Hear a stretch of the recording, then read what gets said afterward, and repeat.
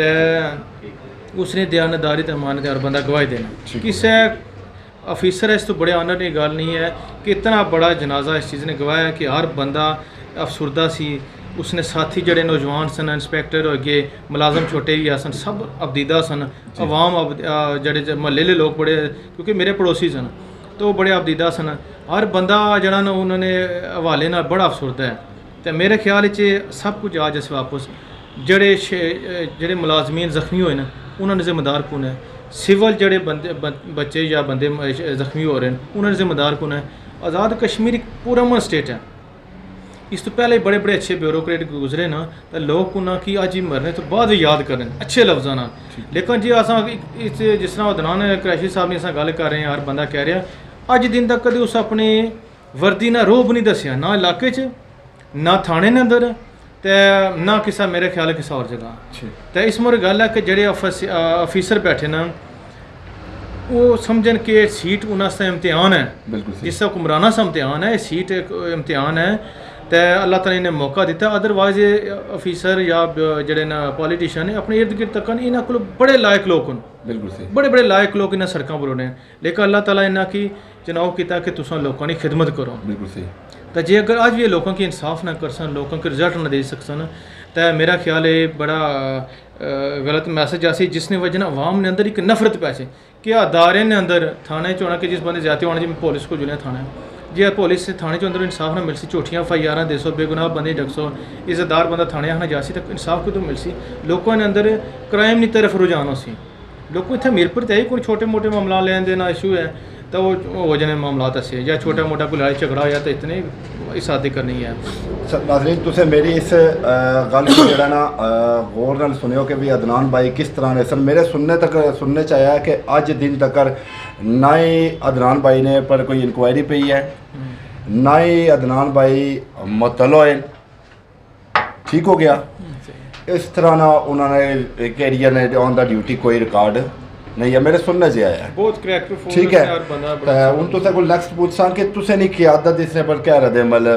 इजहार किया है मेरा ख्याल है कि मैं समझना कि तारिक फारूक साहब पार्टी जनरल सेक्रेटरी साहब वो फर्स्ट डेथ हो इसने परसेंट कर रहे हैं असने पार्टी ने प्रेसिडेंट शाह गुलाम कादर साहब वो फर्स्ट डेथ हो क्योंकि पॉलिटिक्स सियासी लोग हैं जी वो आज़ाद कश्मीर की उन्होंने लोगों ने बड़ा करदार इन्हें बड़े उन्हें शाह गुलाम कादर तारिक फारूक साहब हो गए इसने फारूक कादर साहब हो गए लोगों ने आज़ाद कश्मीर के अंदर एक हिस्ट्री एक रिकॉर्ड है जी एक वो साथी पॉलिटिशियन नहीं है सियासी लोग नहीं है ना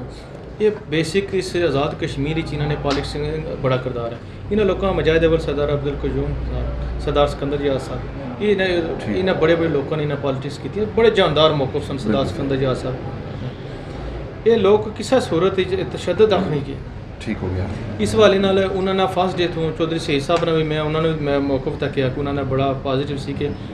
आज़ाद कश्मीर हालात ना खराब किए मीरपुर हालात ना खराब किए जान तो तशद्दुद रखना चाहिए जो पॉलिसी ब्यूरोक्रेसी अपनी पॉलिसी चेंज करे प्राइम मिनिस्टर साहब की चाहे अनवर हक साहब वो भी चेंज करना कि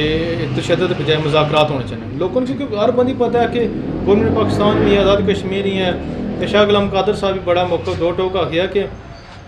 ये लोगों ने जायज़ मुतालबा मुज़ाकरात के नज़रिए हल करो अज जिस जनाजे से सारे बंदे ने कि तको बिजली पैदा हो रही है लोग कह रहे हैं कि वापडा ने हाई कोर्ट अपने पेश किया रिकॉर्ड कि ₹2 तो 59 पैसे बिजली असानी गौरमेंट आज़ाद कश्मीर की देनी मैं दसो बाकी पैसा जा कितना रहा ठीक हो गया एकड़ी जगह कुलिया केड़ा हाल जबरा ऐसा कोई या ज़रब तकसीमें करने ना कि 100 यूनिट रेट लैदा 200 यूनिट रेट लैदा 300 लैदा ये समझो कि फिर टैक्स असल बदमाशी तो फिर गौरमेंट कारी अवाम नाल जी अगर चौधरी अनवर हक साहब ने लास्ट टाइम असा गए आज़ाद मीरपुर ने एक वक्त गया बड़ी मीरपुर बड़े मोअज़्ज़िज़ीन सारे गए सन सही उसने प्राइम मिनिस्टर साहब आया कि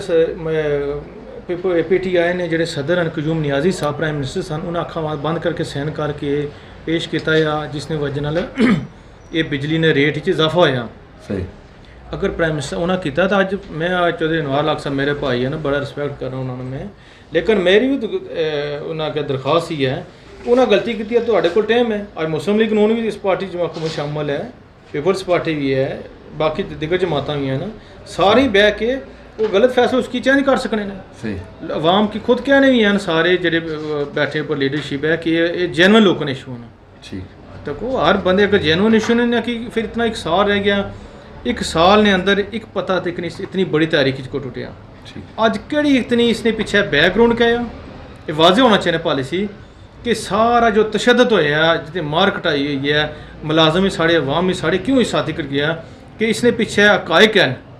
क्या किसी कोई दुश्मन तो नहीं, मुल्क दुश्मन तो नहीं इसने पीछे सिस्टम आज़ाद कश्मीर जड़ी तहरीक है, तहरीक आज़ादी कश्मीर बेस काम की नुकसान तो नहीं पहुँचाया जा रहा, ये साथी कर क्यों चली गई है। इस वजह ना मेरा ख्याल है कि इसने